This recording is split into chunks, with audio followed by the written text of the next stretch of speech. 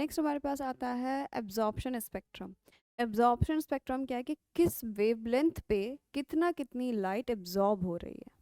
ठीक है, जो विजिबल लाइट थी उसको हमने स्पेक्ट्रम पे डाला था, मतलब प्रिज्म पे, और उसका स्पेक्ट्रम बन गया था विविग्योर। ठीक है, तो वही है लिया है हमने एक्स एक्सिस पे। एक्स एक्सिस पे हमारे पास क्या रहेगा बेटा, it is 400 nanometer, 500 nanometer, 600 nanometer and 700 nanometer, ये चीज़ें रहेंगी। ठीक है, प्लस एब्जॉर्प्शन देखना है कि कितनी वेवलेंथ पे कितना ज़्यादा एब्जॉर्प्शन हो रहा है। एब्जॉर्प्शन किससे पता चलेगा बच्चे? फोटोसिंथेसिस से, जिस पे ज़्यादा रेट होगा। ठीक है, तो absorption of light by the chloroplast pigment, जो क्लोरोप्लास्ट में पिगमेंट है उसमें कितना कितना एब्जॉर्प्शन हो रहा है। तो स्टार्टिंग करते हैं फर्स्ट से। फर्स्ट हमारे पास क्या है, first one is chlorophyll A, right. Chlorophyll A को ब्लू से दे रखा है तो हम ब्लू कलर ही यूज़ कर लेते बच्चे। क्लोरोफिल ए, देखो एब्जॉर्प्शन आपको दो ही जगह मिलेगा, ब्लू और रेड पे मिलेगा। एक हमने एक्सपेरिमेंट भी किया था, उसमें हमने देखा था ब्लू और रेड रीजन पे सबसे ज़्यादा एरोबिक बैक्टीरिया एक्यूमुलेट हो गए थे। एरोबिक बैक्टीरिया क्यों? क्योंकि सबसे ज़्यादा जहाँ फोटोसिंथेसिस होगी वो प्लांट उतना ही O2 इवॉल्व करेगा, रिलीज करेगा। जितना ज़्यादा O2 या फिर ऑक्सीजन को इवॉल्व करेगा उतना ही वहाँ पे क्या होगा बेटा, एरोबिक बैक्टीरिया आपको मिलेगा, राइट। तो एक्यूमुलेशन कहाँ हुआ था? दो रीजन में हुआ था, एक तो ब्लू रीजन में हुआ था और एक सेकंड कौन सा था बेटा, रेड। तो मैक्सिमम फोटोसिंथेसिस दो ही रीजन में चलती है। लीस्ट की बात करें तो लीस्ट कहाँ होती है बेटा, ग्रीन एरिया में होती है। ठीक है, तो क्लोरोफिल ए जो स्टार्टिंग का एरिया है वो कौन सा है, blue, right, and second one is red. अगर आपको देखना है तो आप कैसे देखोगे बच्चे, ब्लू एरिया दिख रहा है ये, आप इसका परपेंडिकुलर डाल दो ब्लू का, कहीं यहाँ पर आएगा। आप देखोगे 450 से ये आपको पहले ही मिल रहा है ना, 450 से पहले ही मिल रहा है। तो it is around 430 nanometer to 450 nanometer. ठीक है, कौन से एरिया में बेटा, ब्लू एरिया में जो मैक्सिमम एब्जॉर्प्शन है वो कहाँ से कहाँ पे दिखाएगा, 430 से 450, राइट।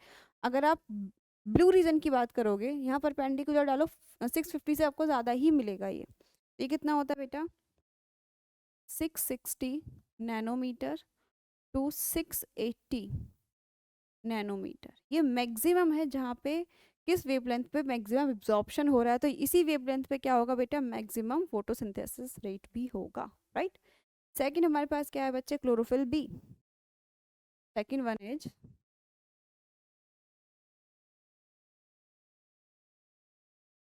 क्लोरोफिल बी,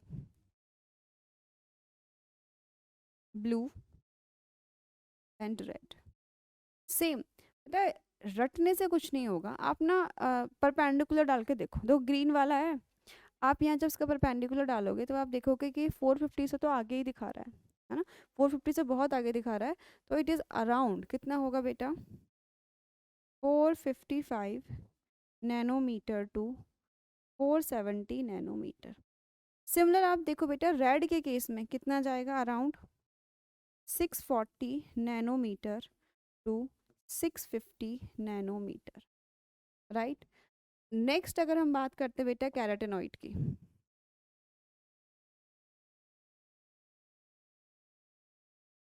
कैराटिनॉइड आपको इसका सिर्फ एक ही मिलेगा। देखो एक ही रेंज है ना इसकी कैराटिनॉइड की, यहाँ से स्टार्ट हुआ है ये वाला और यहाँ तक गया है। ठीक है, दो ही चीज़ है, सिंपल है बेटा। यहाँ का परपेंडिकुलर आप डाल के देख लो कितना होगा,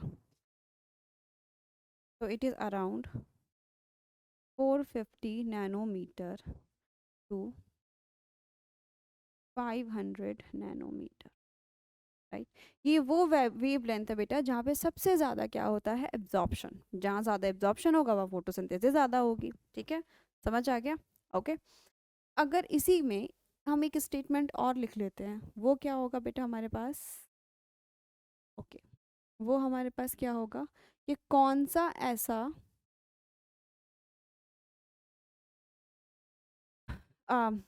एरिया है जहाँ पे फोटोसिंथेसिस कम होती है, एब्जॉर्प्शन लीस्ट होता है या मिनिमम होता है।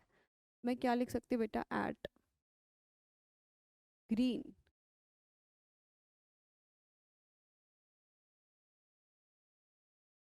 लीस्ट और मिनिमम फोटोसिंथेसिस।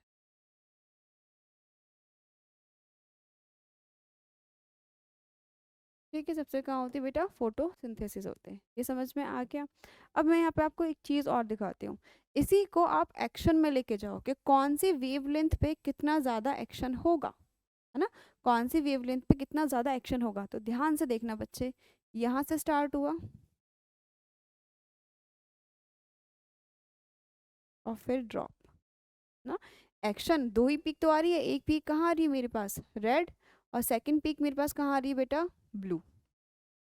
समझ आया? ये मैं क्यों बता रही, क्योंकि जो नेक्स्ट टॉपिक है हमारा वो भी क्या है बेटा, एक्शन स्पेक्ट्रम। एक्शन आप देखो कहाँ से स्टार्ट हुआ और कहाँ पे गया, दो जगह पीक आ रही है। फर्स्ट कौन सा आ रहेगा बेटा, रेड, और second one is blue, right. और इसी में अगर आप वेवलेंथ की हम बात करेंगे, कितना हो जाएगा, it is 400 nanometer, 500 nanometer, 600 nanometer and 700 nanometer, right. ऐसा नहीं है कि जितनी भी लाइट आ रही है उस पूरी लाइट पे फोटोसिंथेसिस होती रहती है, प्लांट खाना ही बनाता रहता है, ऐसा नहीं होता। कुछ तो ऐसा होगा ना, कुछ तो वेवलेंथ में कुछ चेंज होगा, या कुछ तो ऐसा होगा कि किसी पर्टिकुलर वेवलेंथ पे ज़्यादा फोटोसिंथेसिस होती है। वही रीज़न दे रखे हैं, ठीक है। तो फर्स्ट रीज़न कौन सा बेटा, it is blue, blue reason, और नेक्स्ट वन इज़ रेड। ये दो रीज़न ऐसे हैं जहाँ सबसे ज़्यादा फोटोसिंथेसिस होती है। सबसे कम फोटोसिंथेसिस कहाँ होती है बेटा, मैं ऑलरेडी आपको बता चुकी हूँ। वो रीज़न कौन सा है मेरे पास, ग्रीन रीज़न, राइट। चलो, सो नेक्स्ट टॉपिक है बेटा रिएक्शन। जब आप फोटोसिंथेसिस की बात करोगे, let's say photosynthesis, photosynthesis, photosynthesis की रिएक्शन दो पार्ट में डिवाइड होती है, राइट। फर्स्ट कौन सा होता है बेटा, लाइट डिपेंडेंट, डिपेंडेंट, राइट। और सेकंड कौन सा होता है बेटा, लाइट इंडिपेंडेंट, इंडिपेंडेंट। समझ आया? लाइट डिपेंडेंट में क्या है बेटा, कि ये लाइट पे डिपेंड कर रही है, ऐसी रिएक्शन जो लाइट की प्रेजेंस में होती है, it is known as a light reaction. जो सेकंड की मैं बात कर रही हूँ बेटा, जो लाइट इंडिपेंडेंट है, एक्चुअली वो किस पे डिपेंड कर रही है, ये किस पे डिपेंड करती है बेटा, डिपेंड्स, एक सेकेंड रुको, उससे पहले यहाँ पे एक चीज़ और ले नोट कर लेना। इसीलिए इसको क्या बोल देते हैं, light reaction, light reaction, right. और सेकंड वाला क्या हो जाएगा बेटा, dark reaction, dark. Dark reaction ऐसा नहीं कि अंधेरे में होती है, बस वो लाइट पर डायरेक्टली डिपेंड नहीं कर रही है, इसलिए उसका नाम क्या है बेटा, डार्क रिएक्शन। ओके। इसके जो प्रोडक्ट होते हैं, अल्टीमेटली जो इसके बेटा प्रोडक्ट होते हैं, प्रोडक्ट क्या है, products A T P and N A D P H. But जो डार्क रिएक्शन है बेटा, ये डिपेंड किस पे करती है, depends upon product of, product of light reaction, light reaction. अब आप समझो कि एग्जैक्टली चल क्या रहा है। देखो चल क्या रहा है, सबसे पहले क्या हुआ, लाइट आई, लाइट के प्रेजेंस में पहली रिएक्शन हुई, जिसको हमने बोला light reaction, right. Light reaction के बाद जो प्रोडक्ट बना वो क्या था मेरे पास, A T P plus N A D P H, ठीक है। ये इसके क्या थे बेटा, प्रोडक्ट थे, प्रोडक्ट थे। जो सेकंड रिएक्शन है उसमें इसको यूज़ किया, इसका क्या हो गया बेटा, यूज़ हुआ, और उसको हमने बोला डार्क रिएक्शन।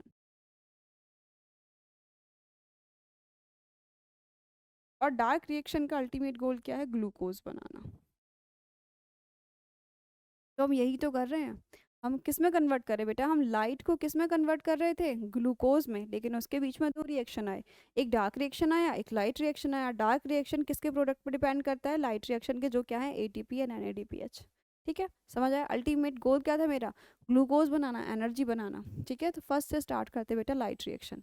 लाइट रिएक्शन में जब आप देखोगे तो फर्स्ट लाइट रिएक्शन में क्या आता है बेटा? नॉन साइक्लिक फोटोफॉस्फोराइलेशन और साइक्लिक फोटोफॉस्फोराइलेशन। अच्छा, नॉन साइक्लिक वर्ड से ही पता चल रहा है कि कोई चीज़ साइकिल के फॉर्म में नहीं है, जहाँ से स्टार्ट हुई वहाँ पे तो वो ख़त्म होगी नहीं। प्लस नॉन साइक्लिक में दोनों, ध्यान रखना, दोनों फोटो सिस्टम इन्वॉल्व होते हैं। मैंने बोला था ना, जहाँ पे भी दोनों फोटो सिस्टम इन्वॉल्व होंगे बच्चे, वहाँ पे क्या होगा? वाटर की स्प्लिटिंग हो जाएगी। वाटर मॉलिक्यूल क्या करेगा बेटा? स्प्लिट कर जाएगा। राइट? ठीक है, चलो। तो यहाँ पे हम क्या करते हैं? दोनों सिस्टम बना लेते हैं। स्टार्ट कहाँ से होगा बेटा? Photo system 2। मैंने बोला था ना, फर्स्ट फंक्शन जो आता है वो फोटो सिस्टम 2 का आता है, वो बाद में डिस्कवर हुआ था इसलिए फोटो सिस्टम 2 नाम है, but it is photo system 1। Right?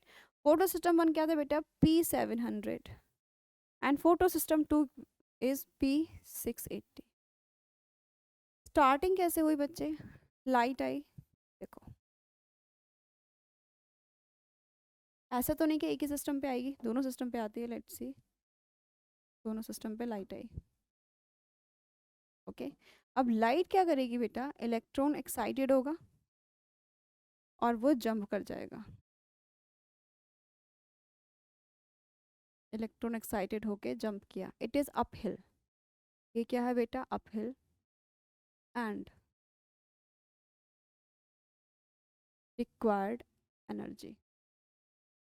Uphill movement है ना बेटा ये इलेक्ट्रॉन का, तो उसको क्या चाहिए? एनर्जी चाहिए। अब ये इलेक्ट्रॉन कैसे चैनल, कैसे इलेक्ट्रॉन सिस्टम में घूमेगा, उसी को हम लोग क्या बोल देते हैं बेटा? इलेक्ट्रॉन चेन सिस्टम, है ना? सबसे पहले इलेक्ट्रॉन को कौन रिसीव करेगा? फियोफाइटिन। Pheophytin, right? नेक्स्ट। अच्छा, ये जो मैं लिख रही हूँ ना, ये आप ऐसा समझो सिर्फ वो बेटा वो मॉलिक्यूल हैं जो किसको रिसीव कर रहे हैं? इलेक्ट्रॉन को रिसीव कर रहे हैं। Okay, next one is plastoquinone.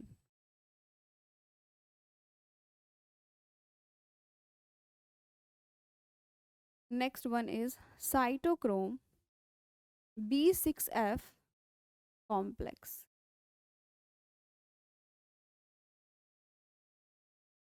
Plaster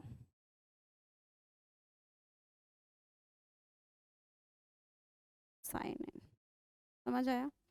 simultaneously जैसे ये हुआ है, वैसे ही वहां पे क्या आया होगा? एनर्जी। यहाँ का भी इलेक्ट्रॉन क्या हुआ बेटा? एक्साइटेड। राइट? तो ये प्लास्टोक्यूनॉन इलेक्ट्रॉन किसको पास करेगा बेटा? फोटो सिस्टम 1 को। तो यहाँ तो रिफिल हो गया, लेकिन यहाँ पे एम्प्टी है ना, यहाँ पे चीज़ें क्या है? नहीं है। तो यहाँ पे आप देखोगे एक सिस्टम प्रेजेंट होता है जिसको हम लोग बोलते हैं water splitting complex. Okay, it is known as the water splitting complex. इसमें क्या होगा? वाटर 2H2O स्प्लिट हो जाएगा, इससे क्या बनेंगे? 4 proton plus 4 electron plus O2 molecule. Right? ये 4 इलेक्ट्रॉन किसके ट्रांसफर हो जाएंगे बेटा? Photo system 2। तो यहाँ पे भी क्या हुआ? जो इलेक्ट्रॉन की जो जंप किया था उसको भी उसने क्या कर दिया बेटा? रिफिल कर दिया। राइट? अब यहाँ से फोटो सिस्टम 1 कैसे इन्वॉल्व है इन सब चीज़ों में? जो फर्स्ट है बेटा वो कौन सा है हमारे पास? FES। वेट, ओके, फर्स्ट जो इन्वॉल्व है वो मेरे पास कौन सा बेटा? FES। प्राइमरी एक्सेप्टर कौन सा बेटा? Iron sulphur. ठीक है, फोटो सिस्टम 1 का प्राइमरी एक्सेप्टर है बेटा iron sulphur, while photo system 2 का प्राइमरी एक्सेप्टर कौन सा बेटा हमारे पास? फियोफाइटिन। ओके, नेक्स्ट है बेटा फेरिडॉक्सिन, जिसको FD बोलते हैं, ferredoxin. And then NADPH reductase, NADP reductase. Right? ये क्या करेगा बच्चे? एनर्जी। यहाँ पे NADP प्लस प्लस और क्या होगा बेटा? Proton is converted into NADPH plus. जैसे ही साइटोक्रोम B6 की बात करोगे तो अल्टीमेटली इससे भी आपको क्या मिलती है? Energy. ADP plus PI is converted into ATP। Right. तो नॉन साइक्लिक फोटोफॉस्फोराइलेशन में दोनों प्रोडक्ट बनते हैं। फर्स्ट हमारे पास क्या है बेटा, एटीपी भी हमें बन गई, और सेकंड क्या है हमारे पास, एनएडीपीएच भी बन गया। क्वेश्चन कैसे आता है, photo system two photo system one पे, के प्राइमरी एक्सेप्टर कौन सा है, दोनों का प्राइमरी एक्सेप्टर आपको पता है, right. Plus water splitting complex कहाँ पे है, फोटो सिस्टम टू के साथ एसोसिएटेड है, फोटो सिस्टम वन के साथ एसोसिएटेड नहीं है। ओके, समझ आया। ये कैसे एटीपी बनता है ये हम आगे बात करेंगे, ठीक है, जब हम हाइपोथेसिस पढ़ेंगे हम तब बात करेंगे। ओके, चलो नेक्स्ट कौन सा आता है बच्चे हमारे पास, नॉन सॉरी साइक्लिक। साइक्लिक में क्या इन्वॉल्व होगा बच्चे, साइक्लिक में एक ही फोटो सिस्टम इन्वॉल्व होता है, वो है फोटो सिस्टम वन, राइट। यहाँ कौन सा फोटो सिस्टम इन्वॉल्व है, photo system one. Photo system one के पास क्या नहीं था, वाटर स्प्लिटिंग कॉम्प्लेक्स नहीं था, इट इज P700, राइट। चलो, लाइट आई, और ये क्या होगा बेटा, इलेक्ट्रॉन एक्साइटेड हो गया, जंप किया, ये भी कैसा है, अपहिल, एंड रिक्वायर्ड एनर्जी। इसलिए लाइट का क्या किया था बेटा, इसने एब्जॉर्प्शन किया था, इसलिए इसने क्या किया था बेटा, लाइट का एब्जॉर्प्शन किया था, राइट। अभी कैसे कैसे नीचे आएगा, अभी एक्साइटेड होके जंप तो कर गया, लेकिन ये कैसे कैसे नीचे आएगा हम उसकी बात करेंगे। ओके, चलो फर्स्ट क्या है बेटा इसका,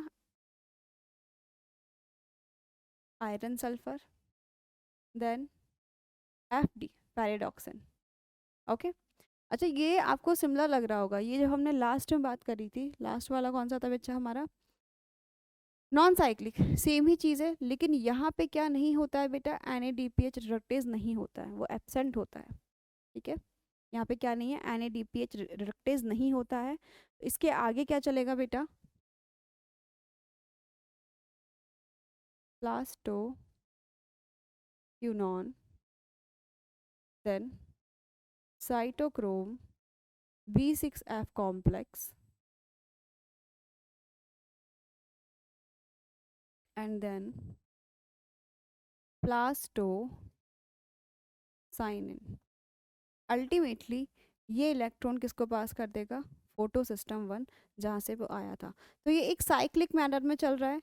साइटोक्रोम B6 यहाँ पे क्या जनरेट होगा बेटा, ATP, ADP plus inorganic phosphate is converted into ATP। यहाँ क्या नहीं बनता है, NADPH नहीं बनता है, क्योंकि यहाँ पे एंजाइम ही नहीं है, एंजाइम एब्सेंट होता है। ओके, ओके बच्चे, नेक्स्ट क्या आता है बेटा, कीमियो ऑस्मोटिक हाइपोथेसिस। इसमें एग्जैक्टली पता चलेगा कैसे ग्रेडियंट बन रहा है, कैसे इलेक्ट्रॉन ट्रांसपोर्ट हो रहे हैं, कैसे अल्टीमेटली ATP बन रहा है, उस और प्लस उसकी रिक्वायरमेंट क्या है। ऐसा हाइपोथेसिस बेटा हमने कहाँ पढ़ा था, आपको याद है, माइटोकॉन्ड्रिया में भी प्रेजेंट था ATP सिंथेटेज, ऐसे यहाँ पे कुछ ऐसे मॉलिक्यूल्स प्रेजेंट है ATP सिंथेटेज, जो अल्टीमेटली क्या बनाएंगे, प्रोटॉन को पंप करेंगे और ATP जनरेट करेंगे, वो ATP आगे जाके यूज हो जाती है for the glucose synthesis, right.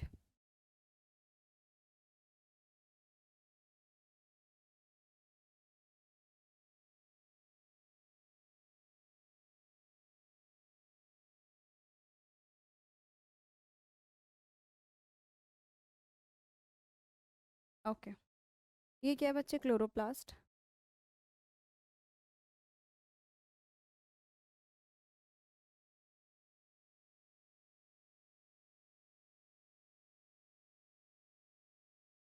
Outer membrane,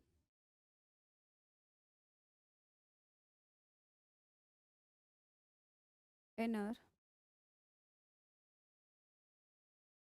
membrane, दो चीज़ें प्लस।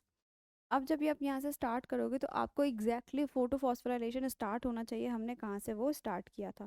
जो पहला फोटो सिस्टम इन्वॉल्व होता है, it is photo system two, right. जो पहला फोटो सिस्टम इन्वॉल्व है बच्चे,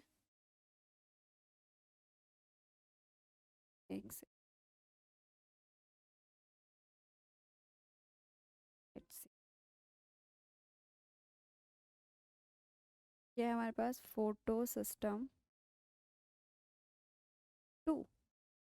फोटो सिस्टम टू के साथ क्या एसोसिएटेड था, वाटर, राइट। एक कॉम्प्लेक्स एसोसिएटेड था, इट इज़ 2H2O, स्प्लिट किस में हो रहा था बेटा, 4 protons plus 4 electrons, 4 electrons plus O2, और इलेक्ट्रॉन रिफिल हो जाते हैं। इसकी वजह से क्या होगा बेटा, इस सिस्टम की वजह से अंदर हाइड्रोजन आयन सॉरी प्रोटॉन का क्या होगा, कॉन्सेंट्रेशन बढ़ जाएगा।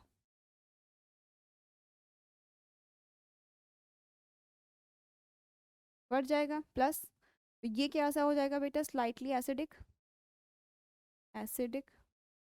और अगर पीएच की बात करें तो बेटा लो पीएच, पीएच कैसा रहेगा बेटा हमारे पास, लो। अब ये जो इलेक्ट्रॉन था ये कैसे ट्रांसपोर्ट होगा, किसके पास जाएगा बेटा, ये P Q and then PQH2 cyclic manner में। जब ये चल रहा होता है बच्चे, तो बाहर सिस्टम से प्रोटॉन अंदर आ जाता है, राइट। प्रोटॉन क्या हो जाते हैं बेटा, अंदर आ जाते हैं, जिसकी वजह से फिर से अंदर प्रोटॉन का कॉन्सेंट्रेशन बढ़ जाएगा और बाहर कम हो जाएगा। अंदर कैसी कंडीशन है, एसिडिक, बाहर कैसी हो जाएगी बेटा, अल्कलाइन।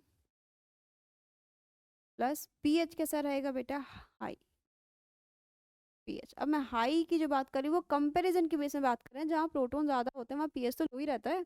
हम कंपेयर कर रहे हैं, ठीक है, बहुत ज़्यादा इसको मतलब अंदर जो भी पार्ट है उससे हम बाहर का जो भी प्रेजेंट है बेटा उससे हम क्या कर रहे हैं, सिर्फ कंपेयर करके बता रहे हैं कि यहाँ पे क्या चल रहा है। नेक्स्ट जो इलेक्ट्रॉन जाता है बेटा, इलेक्ट्रॉन कहाँ जाता है, B6, B6F, साइटोक्रोम B6F, पूरा लिखो बेटा इसको, साइटोक्रोम B6F के पास। देन पीसी, पीसी कहाँ प्रेजेंट है बेटा, पीसी अंदर प्रेजेंट है, बाहर प्रेजेंट नहीं है, तो हम पीसी यहाँ बनाएंगे, राइट, प्लास्टोसाइनिन, पीसी। और पीसी के बाद ये कहाँ गया था बेटा, फोटो सिस्टम 1। ये किसके पास गया बेटा, फोटो सिस्टम 1 के पास, फोटो सिस्टम 1। फोटो सिस्टम यहाँ पे क्या मिलेगा बेटा, FES, सर्कल बना लेते हैं चलो, FES, देन FD, राइट। और उसके बाद अल्टीमेट क्या हो रहा था यहाँ पे, NADP plus H is converted into NADPH, ठीक है, ऐसे चल रहा था, समझ आया। मेम्ब्रेन है, मेम्ब्रेन आपको पता होगा माइटोकॉन्ड्रिया में भी 2 मेम्ब्रेन थे, यहाँ भी 2 मेम्ब्रेन है। जब हमें ATP बनाना होता है तो एक सिस्टम होता है ना, पंप, उसके 2 पार्ट होते हैं। First one is F0, it is FC0, क्योंकि ये किस में है, क्लोरोप्लास्ट में, राइट। FC0 जो बाहर वाला है बेटा, इट इज FC1। FC0 बेटा क्या रहता है, इम्बेडेड रहता है, किस में इम्बेडेड रहता है, मेम्ब्रेन में। ध्यान रखना FC0 कहाँ रहता है बेटा, इम्बेडेड रहता है, और बाहर F1 रहता है, ठीक है। इसकी वजह से क्या होगा, देखो यहाँ पे जो प्रोटॉन होंगे बेटा एज कंपेयर तो कम होंगे जितने अंदर हैं, ऐसा नहीं कि बिल्कुल नहीं होंगे बट कम होंगे, जिसकी वजह से बेटा क्या बनेगा, एक ग्रेडियंट, क्या बना यहाँ पे, electro chemical, chemical potential gradient, ठीक है। और ये दोनों जो मैंने अभी बनाए हैं बेटा, ये दोनों क्या हैं, ATP सिंथेटेज। अब क्या होगा, जो अंदर इलेक्ट्रॉन थे वो बाहर पंप होंगे, वो बाहर क्या हो जाएंगे, पंप, लेट्स सी इस फॉर्म में।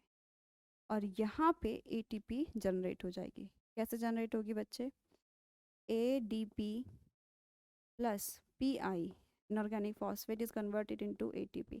अल्टीमेटली क्या था, ATP तो बनाना था, क्योंकि ATP कहाँ कौन यूज़ करेगा, डार्क रिएक्शन यूज़ करेगा for the synthesis of the glucose, ठीक है, समझ आया। तो ओवरऑल मैं क्या बोल सकती हूँ बेटा इसमें, कि ये एक वो मेथड है जिसकी वजह से प्रोटॉन पंप होते हैं। अब इसकी रिक्वायरमेंट देखो कि अगर आपको ये पूरा समझ में आ गया होगा कि स्टार्टिंग कहाँ से हुई थी, फोटो सिस्टम 2 से स्टार्टिंग हुई थी, लाइट आई थी, इलेक्ट्रॉन ने जंप किया, कहाँ गया बेटा, PQ H2 के पास, उसके बाद कहाँ गया था, साइटोक्रोम 6 के V6F के पास, फिर प्लास्टोसाइनिन के पास, साइक्लिक की बात कर रही हूँ, फिर किसके गया था, फोटो सिस्टम 1 के पास, अल्टीमेटली NADPH बन गया था हमारा। समझ आया। और फोटो सिस्टम 2 से क्या एसोसिएटेड था बेटा, वाटर स्प्लिटिंग कॉम्प्लेक्स। उसकी वजह से ये प्रोटॉन जो बन रहे हैं बेटा, जो वाटर स्प्लिट हो रहा है उसकी वजह से सेंटर में क्या हो रहा है, प्रोटॉन का एक्यूमुलेशन हो रहा है एज कम्पेयर टू बाहर। तो अंदर क्या हो जाएगा, स्लाइटली एसिडिक और लो पीएच, बाहर कैसा हो जाएगा, स्लाइटली बेसिक और हाई पीएच, स्लाइटली, राइट। इस डिफरेंस की वजह से जो डिफरेंस बना है across the membrane, it is known as the electrochemical potential gradient. इसकी ये इस ग्रेडियंट को इक्वल करने के लिए, बैलेंस करने के लिए प्रोटॉन पंप होते हैं from inside to the outside, और इस पंपिंग को कौन करता है, एटीपी सिंथेटेस। और एटीपी सिंथेटेस क्या करता है बच्चे, by pumping the proton it produce ATP. और अल्टीमेट गोल क्या था, एटीपी, क्योंकि एटीपी आगे यूज होगा for the synthesis of the glucose. Okay. Okay. तो डार्क रिएक्शन में होता क्या है बच्चे, डार्क रिएक्शन में जो फर्स्ट स्टेबल मॉलिक्यूल होता है, right, first stable molecule PG, and it is a 3 carbon molecule, ठीक है। इसीलिए इसको क्या बोल देते हैं बेटा, C3 pathway, pathway plus site is stroma, stroma and universal. Universal, what is the mean of universal is तो सारे प्लांट्स में होता है, कोई भी प्लांट हो वो ग्लूकोज की सिंथेसिस तो करेगा ही, और उसके लिए क्या चाहिए बच्चे, C3 पाथवे चाहिए। स्टार्टिंग कहाँ से होती है, फर्स्ट, अगर हम स्टार्टिंग की बात करें बच्चे, स्टार्टिंग कहाँ से होती है, RUBP, 6 molecule of RUBP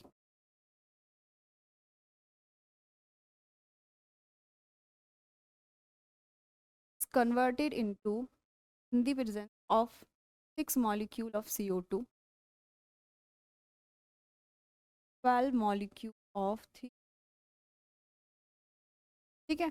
carbon calculate करते हुए चलेंगे, first carbon, RUBP is a 5 carbon, तो टोटल नंबर ऑफ कार्बन कितना हो जाता है बेटा, 30, plus 6 carbon is 36 carbon, right. तो 12 मॉलिक्यूल बने बेटा 3 PGA के, तो PGA is a 3 carbon molecule, it is a 3 carbon molecule, right. इस स्टेप को क्या बोल देते हैं, it is carbon fixation, carbon fixation. Plus जो एंजाइम यूज होता है, enzyme is very unique, it is rubisco, right. Rubisco बेटा एक ऐसा एंजाइम है जो ऑक्सीडेशन भी करता है और कार्बोक्सिलेशन भी करता है। इस केस में वो क्या कर रहा है, कार्बोक्सिलेशन कर रहा है, दैट्स मीन वो फिक्सेशन कर रहा है।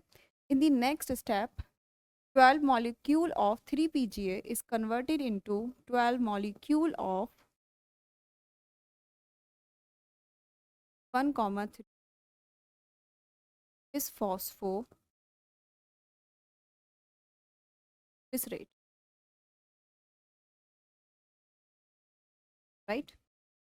बट इस स्टेप में क्या होगा बच्चे, एक मॉलिक्यूल को कन्वर्ट करने के 1 ATP, 1 ATP, what can I write, 12 ATP for total is converted into ADP plus PI, right. Initially मैंने क्या बोला था, डार्क रिएक्शन लाइट पे डिपेंड नहीं है, but the product form during the light reaction is used for the synthesis of the glucose, right. तो first use हो गया हमारे पास ATP, कितने मॉलिक्यूल बच्चे, 12 molecule, then 12 molecule of 1,3 bis phosphoglycerate is converted into 12 molecule of glyceraldehyde, glyceraldehyde 3 phosphate, right. कितने carbon molecule हैं बच्चे, also 3 carbon, 3 carbon. Now in this reaction it's known as reduction, this is reduction। Reduction है तो बेटा reduction कैसे use होता है, NADPH, is used and A plus H is, ठीक है। तो दोनों स्टेप में क्या हुआ, एनर्जी यूज हुई है, प्लस एक मॉलिक्यूल के कन्वर्जन कितना चाहिए, 1, तो टोटल नंबर कितना हो जाएगा बेटा, 12। In the next step this 12 molecule is divided into parts. First, 2 molecule of glyceraldehyde 3 phosphate is converted into glucose, ठीक है। 3 मॉलिक्यूल बेटा कैसे, एक के पास कितने कार्बन है बेटा, 3 कार्बन, तो दो के पास कितने हो जाएंगे, 6 carbon, and glucose is a 6 carbon molecule, simple, right. बाकी मेरे पास रिमेनिंग कितना बचा है, 10। Here is the 10 molecule of glyceraldehyde 3 phosphate.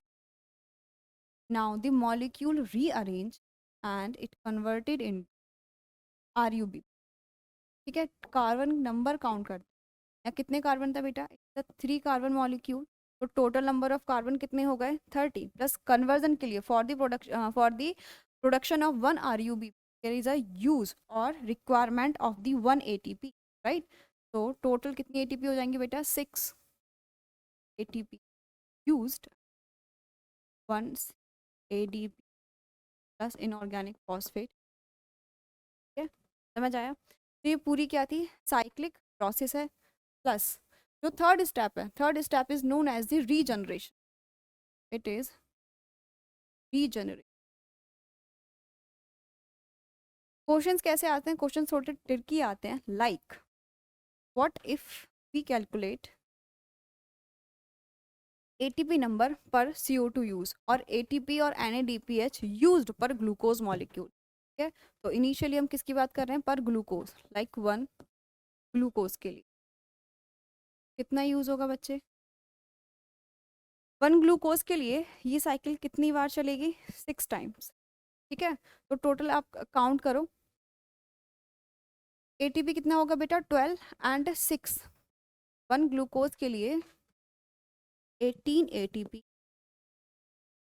And 12 NADPH required for 1 CO2 fixation. अगर CO2 में डिवाइड करना है तो दो पार्ट में डिवाइड करो, क्योंकि एक कार्बन सॉरी एक ग्लूकोज जो है उसमें टोटल कितने हैं, 6 है ना, समझ आ रहा है। 6 की बात करेंगे CO2 के, एक CO2 को फिक्स करने के लिए कितना चाहिए होगा, तो इसको 3 से डिवाइड कर दो, सिंपल। कितना हो जाएगा बच्चे, ATP, कितना ATP रिक्वायरमेंट होगी इस पे, 3 ATP प्लस 2 NADP। तो क्वेश्चन जनरली यहीं से पूछे जाते हैं, तो टोटल नंबर ऑफ ATP की रिक्वायरमेंट कितनी थी, टोटल नंबर ऑफ NADPH की रिक्वायरमेंट कितनी, प्लस इस प्रोसेस को डार्क रिएक्शन क्यों कहते हैं, क्योंकि कंप्लीटली डिपेंड है on the ATP and NADH, the product of the light reaction but not the light, okay,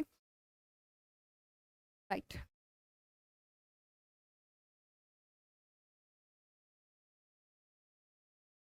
okay बेटा, नेक्स्ट हमारे पास आता है C4 पाथवे, ठीक है। वो कौन सा पाथवे था, C3 क्यों था, क्योंकि उसका फर्स्ट स्टेबल मॉलिक्यूल था 3 carbon molecule, that is 3PA।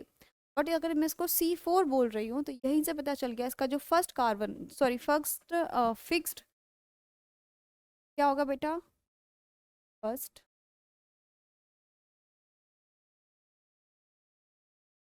कौन सा है इसके पास, 4 carbon, that is yellow acetic, is a 4 carbon molecule hence known as C4 pathway, okay. Next कहाँ कहाँ होती है बेटा,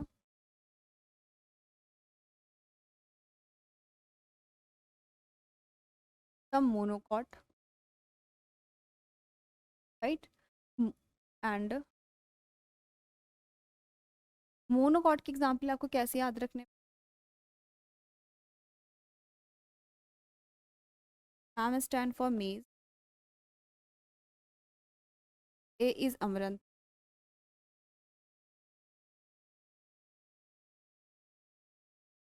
S is sorghum.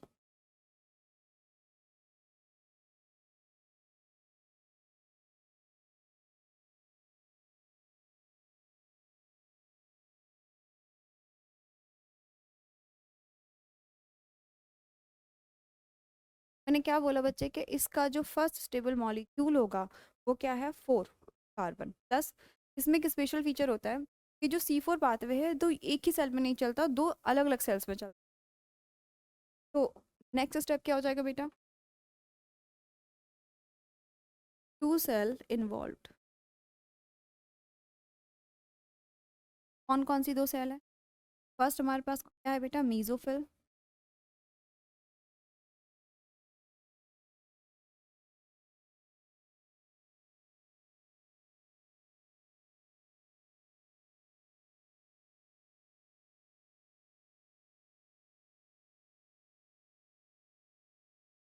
तो फिल अनबंडल शीट। ओके, स्टार्ट कहाँ से करते हैं, first cell, that is mesophyll. Plus यहाँ पे जो एंजाइम होता है वहाँ पे क्या था बेटा, रुबिस्को। यहाँ पे क्या होता है बेटा, पैपकेज। फर्स्ट सेल में क्या होगा, start with the first, right. PP is a 3 carbon molecule, carbon, PEP converted into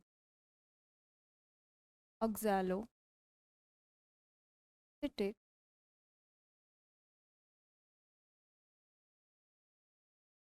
dot कर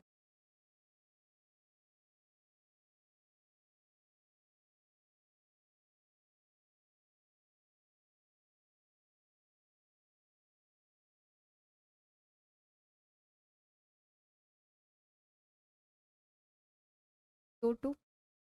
अब वहाँ 3 कार्बन था, एक CO2 ने एंट्री जाएगा बेटा, 4 carbon with the help of an enzyme. और उस एंजाइम पैप के पैप पैप के क्या करता है बेटा, PEP को कन्वर्ट करता है ऑक्सैलो एसिटिक एसिड, जो 4 carbon molecule with the help of the with the involvement of the carbon dioxide. Now, oxaloacetic acid converted into malate slash aspartate, right? It is 4 carbon. अब होता क्या है, ये जो पूरा चल रहा है, ये जो पूरा प्रोसेस था बेटा,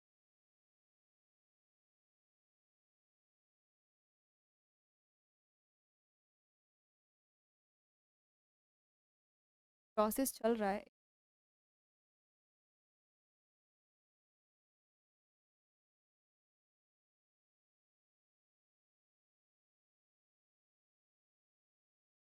malate transported in bundle sheets।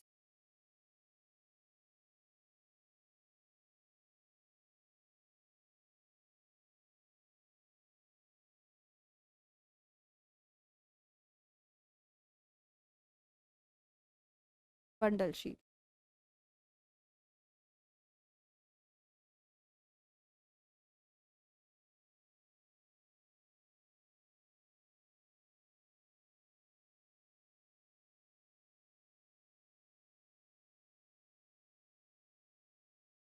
Now malate is also a 4 carbon molecule। malate convert हो जाता करेगा, कन्वर्ट हो जाता है pyruvic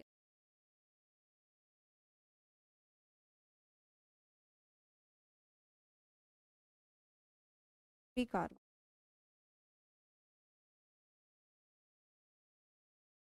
Now this CO2 enters into Calvin cycle,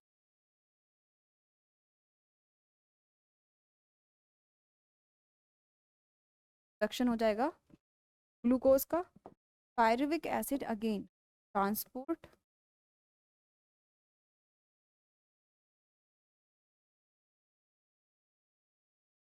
converted, लेकिन यूज किसका होता है, ATP. Per conversion, per pyruvic acid conversion, 2 ATP required, 2 ATP converted to ADP plus होता है हमारे। अगर इस स्टेप्स की बात करें, it is D carboxylation,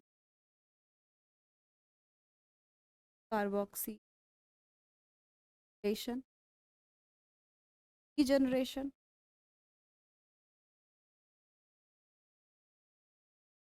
and fixing.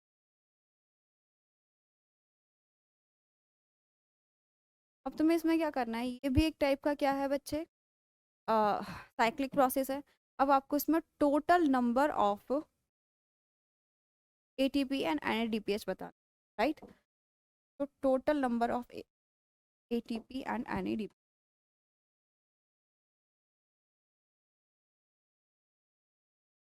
In C4,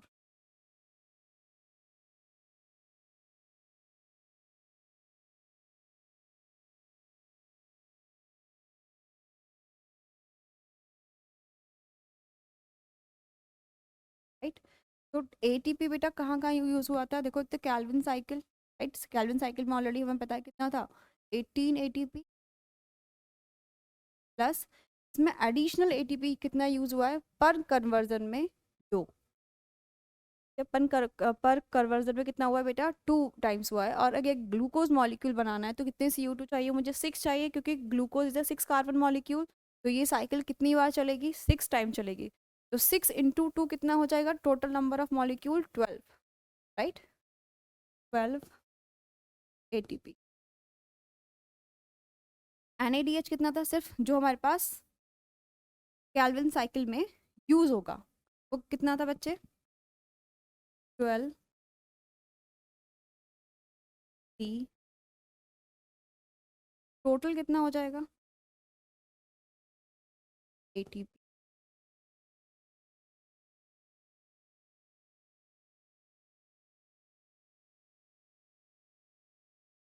समझ आया।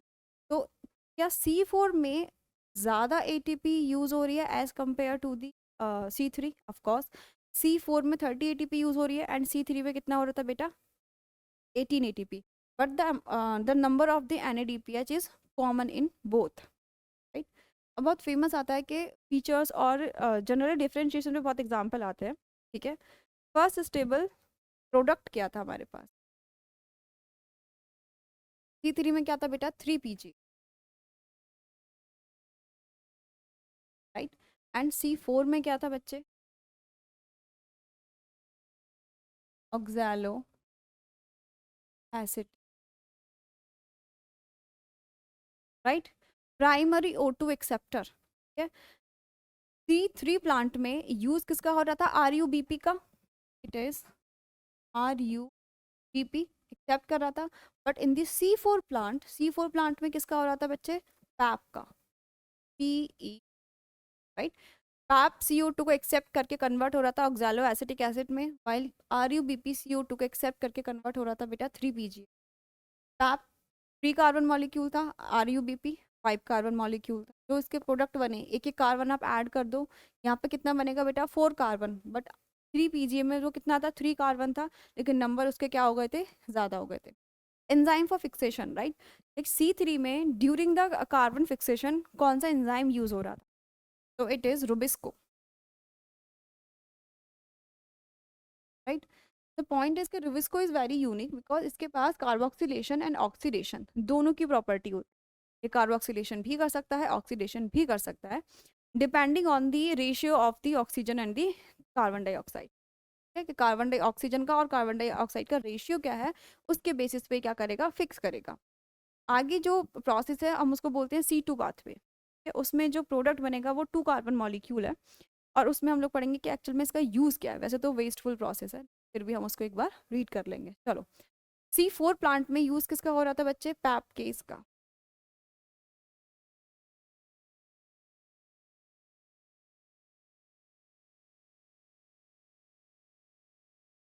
Pipe site of Calvin cycle. अच्छा, C3 में जो कैल्विन साइकिल हो रही थी हमारे पास, वो कहाँ हो रही थी बेटा? स्ट्रोमा, या फिर मैं बोल सकती हूँ मीजोफिल। मीजोफिल से, बट C4 में दोनों सेल इन्वॉल्व थी हमारे पास। कैल्विन साइकिल कहाँ हो रही थी बेटा? एग्जैक्टली बंडल शीथ में हो रही। बंडल, बंडल शीथ कैसे बेटा? देखो, कैल्विन साइकिल कहाँ हो रही है? बंडल शीथ में हो रही है। मीजोफिल में तो सिर्फ फिक्सेशन हो रहा है, कार्बन का फिक्सेशन हो रहा है, यहाँ पे ट्रांसपोर्टेशन हो रहा है। इन कैल्विन साइकिल की एग्जैक्ट लोकेशन क्या हो जाएगी? बंडल शीथ, क्योंकि यहाँ पे CO2 रिलीज हुआ, एक कैल्विन साइकिल में एंटर करेगा और ग्लूकोज का प्रोडक्शन करेगा, राइट। नेक्स्ट है photo respiration. Photo respiration is a C2 pathway, but it is a wasteful process, उसी को बोलते हैं फोटो रेस्पिरेशन। एक्चुअल में क्या होता है कि उसमें एनर्जी बहुत सारी यूज हो जाती है, बट कोई आउटपुट नहीं है, ठीक है, इसलिए उसको हम वेस्टफुल प्रोसेस बोलते हैं। फोटो रेस्पिरेशन C3 में कैसी होती है बेटा? होती है, राइट, बट C4 प्लांट में वो मिनिमल होती है।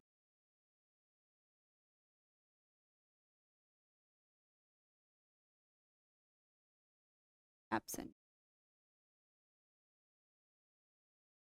ठीक है। पर CO2 ATP बताना है, पर CO2 कैल्विन साइकिल। अब C3 याद करो बच्चे, C3 में पर CO2 कितना बताया था? यार आर 3 ATP। 3 कहाँ पे हो रहा था? 2 ATP, और हो रही थी, और एक हो रही थी बेटा reason. But in case of the C4 plant total कितनी होती है मेरे पास? 5 T, 5 ATP कैसे बचे? 3 तो कैल्विन साइकिल में, Calvin cycle, and 2 ATP for the regeneration of the PEP molecule from the pyruvic acid, right. 2 ATP, okay चलो। Next आता है बेटा कैम। अब इसमें इसके फीचर्स कैसे होते हैं? इसके फीचर और थोड़े से यूनिक होते हैं, लाइक इट इज़ अ, मैंने बोला ना, it is a wasteful process. Okay बच्चे, नेक्स्ट क्या है हमारे पास? कैम। अब ये थोड़ा सा और डिफरेंट टाइप का है। अगर आपको पता चल जाए ये कहाँ होता है, तो आप इसके फीचर्स खुद से पता लगा सकते हो, राइट। ये होता कहाँ पर है? जीरोफिटिक्स प्लांट। Xerophytic plants. प्लस जो इसमें फोटोसिंथेसिस होता है वो कैसा होता है? Temporal type, like time dependent होता है, कि टाइम के पे डिपेंड करेगा, नाइट में होगा या फिर दिन में होगा, जैसे भी हो, ठीक है, वो हम अभी डिस्कस करेंगे। फोटोसिंथेसिस टेम्पोरल, मैं बोल सकती हूँ टेम्पोरल, ओरल फोटोसिंथेसिस, है। कौन सी सेल इन्वॉल्व होती है?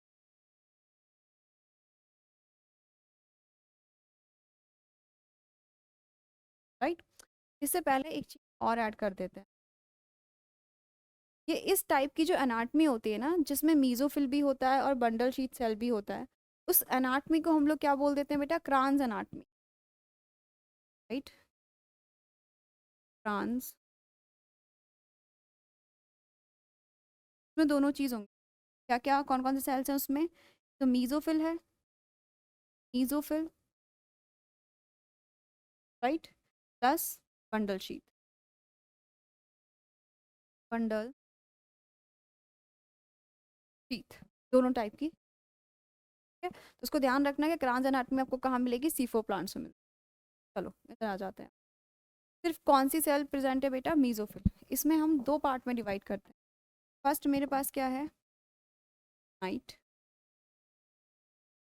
And day.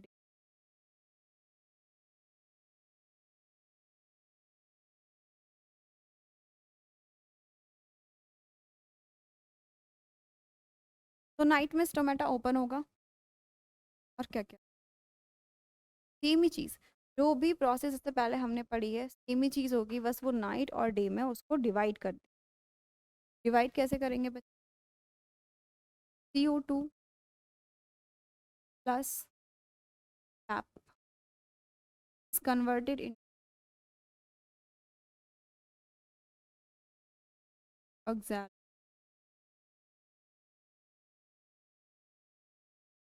right? And it is occur in the presence of कैपकेज और इसी को हम लोग क्या बोल देते हैं, R1 fix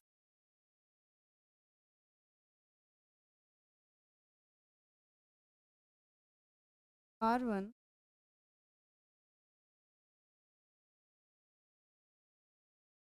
oxalic acid converted into malic acid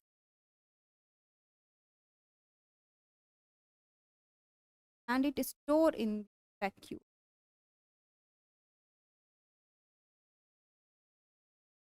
Vacuum ये सब कहाँ चलता है बच्चे? स्टोमेटा ओपन है। अब डे टाइम में स्टोमेटा क्लोज हो जाएंगे, नाइट में यही चलेगा। डे टाइम में क्या होगा बेटा, जो वैक्यूल था, वैक्यूल से बाहर क्या है,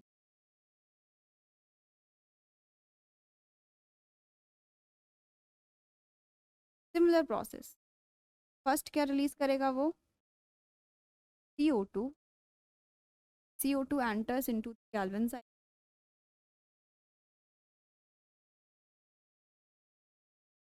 while pyruvic और pyruvic acid is converted into PE। बस इसमें चेंज क्या आया बच्चे, चेंज आया कि इस प्रोसेस को दो पार्ट में डिवाइड कर दिया है। फर्स्ट कौन सा बेटा, नाइट जिस टाइम पे स्टोमेटा ओपन होते हैं, और डे जिस टाइम पे स्टोमेटा क्लोज होते हैं। तो कार्बन फिक्सेशन ये कब कर लेता है, नाइट में ही कर लेता है, राइट। बट बाकी जो प्रोसेस है वो सब कब होती है, डे में, जब स्टोमेटा हमारे क्लोज हैं। दैट इज डी कार्बोक्सी,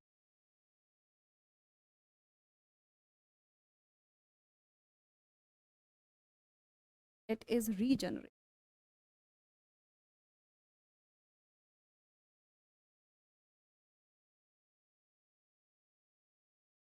समझ आ गया, okay. Move to next. Next क्या बेटा, फोटो रेस्पिरेशन।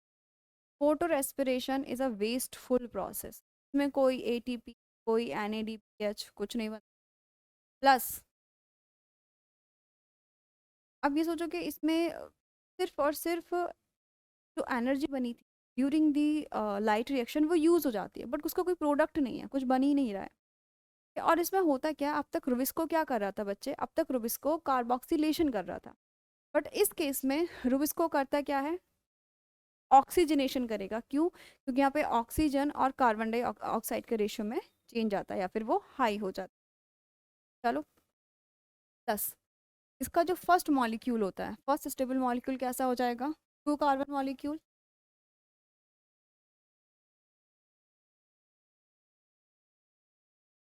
फर्स्ट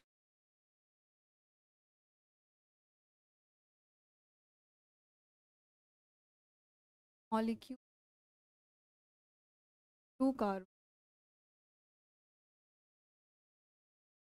मॉलिक्यूल, ठीक है। वैसे तो जब ये डिवाइड होता है ना, तो दो डिफरेंट डिफरेंट मॉलिक्यूल्स में होता है। इसका हम यूज़ करते हैं, जो स्टेबिलिटी प्रोवाइड करा रहा है वो क्या है बेटा, 2 carbon molecule, right. Okay, next.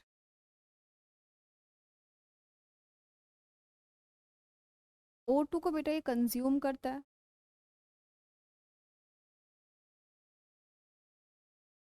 CO2 को रिलीज, ठीक है, सब कुछ उल्टा होगा। नेक्स्ट,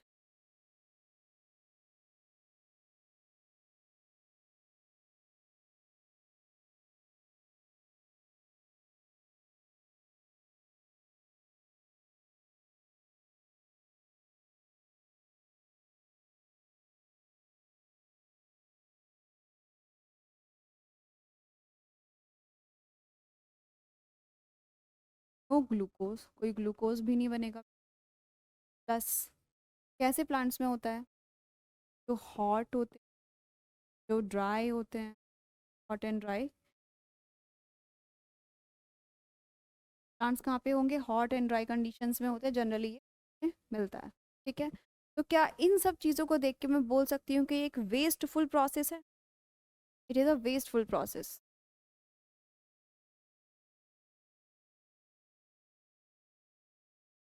वेस्टफुल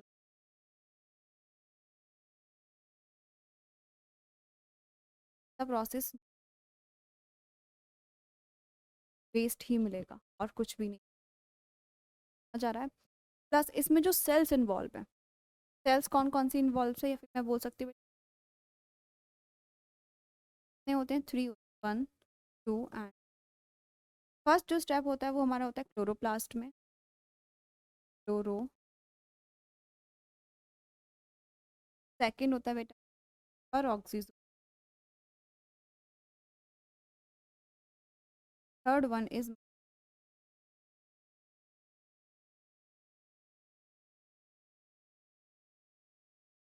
जब आप इसको एक में छोटा सा एग्जाम टेबल पे बस इस टाइप, ये आपका क्या हो जाएगा बेटा, क्लोरोफिल प्लास्ट, देन और oxygen.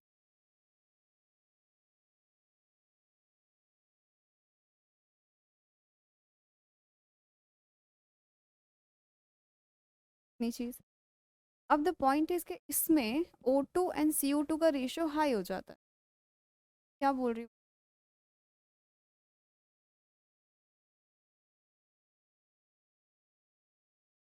High.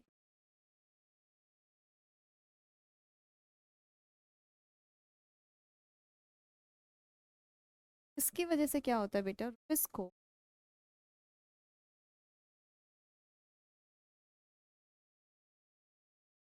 binds with O2 instead of CO2, instead of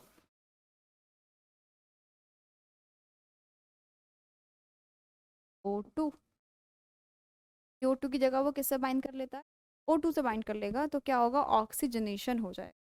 अब इसको और समझने के लिए आप कैसे दो कंडीशन ले लेते हैं। फर्स्ट ले लेते हैं कार्बोक्सिलेशन, जो अब तक होता है। फर्स्ट हमारे पास क्या, कार्बोक्सिलेशन।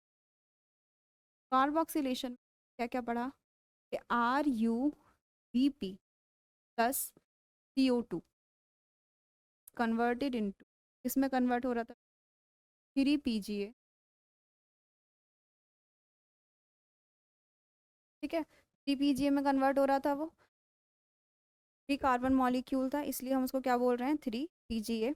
ओके, नेक्स्ट कंडीशन में देखोगे तो मैं बोल रही हूँ ऑक्सीजनेशन, कार्बोक्सिलेशन। नेक्स्ट मेरे ऑक्सीजनेशन,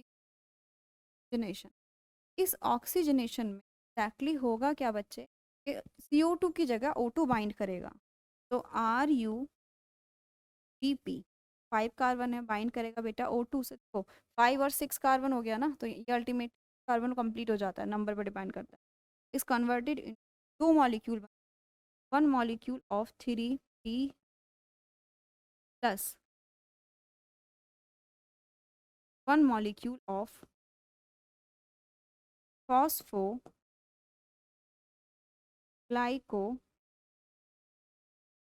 फॉस्फोग्लाइकोलेट के मॉलिक्यूल बने।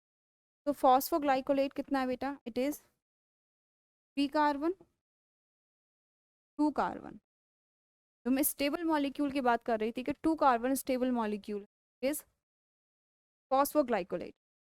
क्या इस पूरी प्रोसेस में आपको लगता है कि कोई भी ग्लूकोज का फॉर्मेशन होगा, नहीं, कोई ग्लूकोज का फॉर्मेशन नहीं, कुछ नहीं होता। प्लस जो एनर्जी प्रोड्यूस हुई थी बेटा, किस में प्रोड्यूस हुई थी, लाइट रिएक्शन में, वो भी यूज हो जाती है, ठीक है। तो हम क्या बोल सकते हैं कि एक वेस्टफुल प्रोसेस है। नेक्स्ट और लास्ट टॉपिक है बेटा एक्सटर्नल फैक्टर्स और इंटरनल फैक्टर्स। लाइक फोटोसिंथेसिस, कोई भी चीज़ होती है उसके दो फैक्टर्स होते हैं, एक्सटर्नल जो बाहर के फैक्टर्स होते हैं, इंटरनल जो अंदर इंटरनल फैक्टर्स, राइट। तो एक्सटर्नल फैक्टर में फर्स्ट हमारे पास क्या आता है, लाइट, राइट। अच्छा, लाइट कैसे अफेक्ट कर सकता है फोटोसिंथेसिस को, जैसे कि हाई लाइट इंटेंसिटी है, तो उस टाइम पे जो क्लोरोप्लास्ट होते हैं वो वर्टिकली अरेंज हो, बट लो लाइट इंटेंसिटी है तो वो कैसे हॉरिजॉन्टली अटैच हो जाते हैं कि वो sufficient amount of the light को एब्जॉर्ब कर पाए। समझ आया। प्लस लाइट का टाइम पे, जैसे लाइट का टाइम कितना है, जैसे आपने सुना होगा फोटो पीरियोडिज्म, फोटो पीरियोडिज्म का क्या है कि light, photo is light, periodism कि उसका पीरियड कितना है, उसके बेसिस पे फ्लावरिंग भी होती है। फिर बहुत सारे प्लांट होते हैं जिसमें आप बोल सकते हो कि हाई लाइट कंडीशन चाहिए होती है कि उसमें डे टाइम ज़्यादा चाहिए होते हैं, कुछ प्लांट होते हैं उसमें डे टाइम जो चाहिए होता है कम चाहिए होता है एज़ कम्पेयर टू नाइट। ठीक है। सेकेंड केस क्या था बेटा हमारे पास, टेम्परेचर।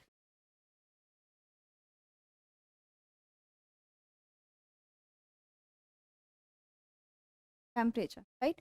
तो टेम्परेचर में आप जनरली सोचो ना कि C3 और C4 का आप टेम्परेचर लेके चलोगे, C4 का टेम्परेचर कैसे कैसे होता है। C3 की अगर आप बात करोगे, C3 का कितना हो जाता है बच्चे, C3 C4, C3 का होता है 25 to 30 degree Celsius, while C4 का कितना हो जाता है बेटा, अप्रोक्स आप लेके चलो 35 तक, 5 डिग्री। तो टेम्परेचर इज समथिंग कि कोई भी प्लांट अपने ऑप्टिमम टेम्परेचर पे ही फंक्शन करेगा। उसका रीज़न क्या है, क्योंकि एंजाइम है ना, एंजाइम पर्टिकुलर टेम्परेचर पे ही वर्क करते हैं। अगर उससे ज़्यादा होता है तो वो डीनेचर हो जाते हैं, completely and permanently denature, like उनका जो फंक्शनल प्रॉपर्टी है वो लूज हो जाएगी। बट अगर टेम्परेचर बहुत ज़्यादा कम है तो वो टेम्परेरली फ्रीज हो जाते हैं। नेक्स्ट हमारे पास क्या आता है बच्चे, वाटर।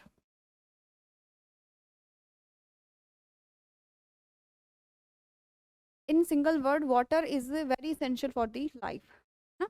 और इसेंशियल क्यों है बेटा, क्योंकि जितनी भी मेटाबॉलिक रिएक्शंस होती हैं तो सॉल्वेंट क्या है, वाटर है। सब कुछ वाटर ही है। प्लांट सेल में 90% क्या होता है बेटा। ठीक है।